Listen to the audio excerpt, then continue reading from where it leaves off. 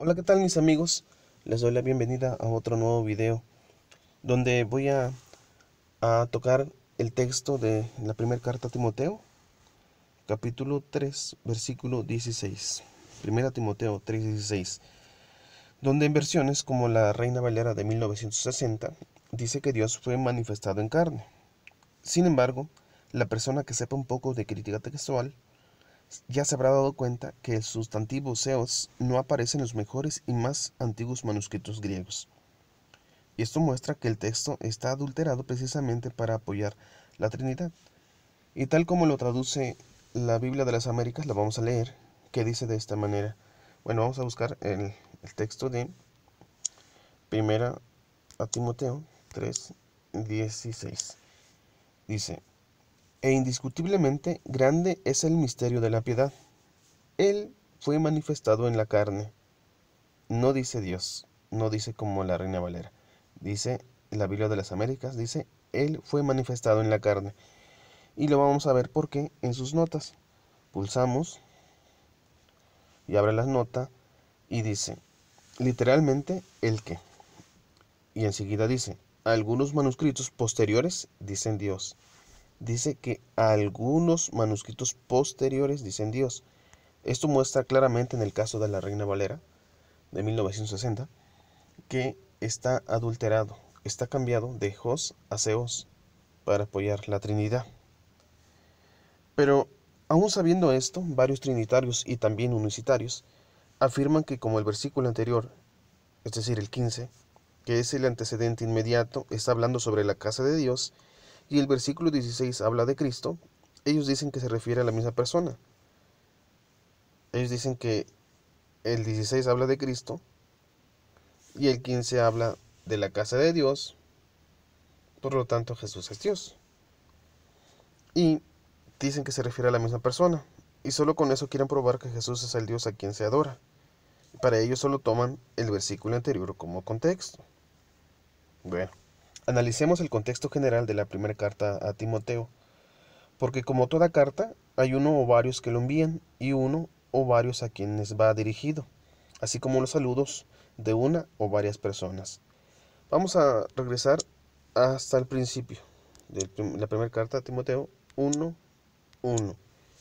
Leámoslo, que dice de esta manera. Pablo, apóstol de Cristo Jesús, por mandato de Dios, nuestro Salvador, y de Cristo Jesús, nuestra esperanza. El 2 dice, a Timoteo, verdadero hijo en la fe, gracia, misericordia y paz, de parte de Dios Padre y de Cristo Jesús, nuestro Señor. En esta primera carta, el apóstol Pablo dice, gracia, misericordia y paz, de parte de Dios Padre y de Jesucristo. O sea, de dos personas, de parte de dos personas.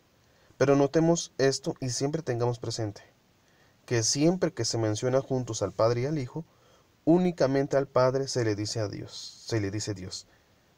Otra vez, siempre que se mencionan juntos al Padre y al Hijo, únicamente al Padre se le dice Dios. Y en esta carta se está hablando de dos, de Dios el Padre y de Cristo Jesús. Ahora notemos en los versículos siguientes que el tema es de la fe en Cristo y explica el misterio de la fe, que Jesús vino al mundo, no Dios el Padre. Y vayamos hasta el versículo 14 y 15, que dice de esta manera, pero la gracia de nuestro Señor fue más que abundante con la fe y en el amor que se hallan en Cristo Jesús. El 15, palabra fiel y digna de ser aceptada por todos. Cristo Jesús vino al mundo. ¿Quién vino al mundo? Cristo Jesús. Con la base en la fe de que Jesús, el Hijo de Dios, vino al mundo, el apóstol muestra en esta carta cómo deben de vivir de acuerdo a esta fe y por qué. Veámoslo. Vayamos hasta el 3. Bueno, los requisitos están desde antes, pero lo que quiero resaltar es esto.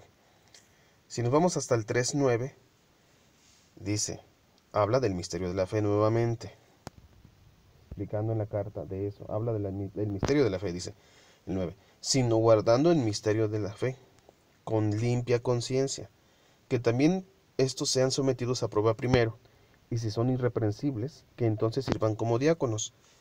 De igual manera, las mujeres deben ser dignas, no calumniadoras, sino sobrias, fieles en todo. Que los diáconos sean maridos de una sola mujer y que gobiernen bien sus hijos y sus propias casas, pues los que han servido bien como diáconos obtienen para sí una posición honrosa y gran confianza en la fe que es en Cristo Jesús. Notamos que desde el 9 habla del misterio de la fe y el 13 también dice que si sirven bien, obtienen los diáconos una posición honrosa, pero para los de afuera obtienen gran confianza en la fe que es en Cristo Jesús. Esa fe es esa fe la que venían anunciando, la que venían predicando, la fe en Cristo Jesús, ese misterio de Jesús venido en carne. De eso se está hablando. Y ahora vayamos hasta el versículo 16. Bueno, pero primero vamos a leerlo desde el 14, como sigue. Terminamos en el 13, vamos en el 14. Dice de esta manera: Te escribo estas cosas esperando ir a ti pronto, pero en caso que me tarde, te escribo para que sepas cómo debe conducirse uno en la casa de Dios, que es la iglesia, del Dios vivo, columna y sostén de la verdad. E indiscutiblemente grande es el misterio de la piedad. Él fue manifestado en la carne, vidicado en el Espíritu, contemplado por ángeles, proclamado entre las naciones, creído en el mundo, recibido arriba en gloria. El versículo 16 dice que grande es el misterio de la piedad. ¿De qué habla entonces? Bueno, vimos el versículo 9 y 13, dice que la fe es en Cristo. El misterio de la fe es Cristo venido en carne, y así lo viene hablando en toda la carta. Que Él fue manifestado en carne, Cristo Jesús.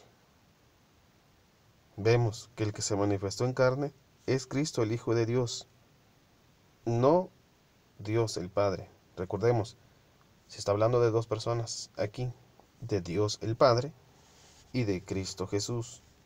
Y recordemos nuevamente, siempre que se habla del Padre y del Hijo juntos, siempre que se mencionan juntos, solamente del Padre se dice que es Dios.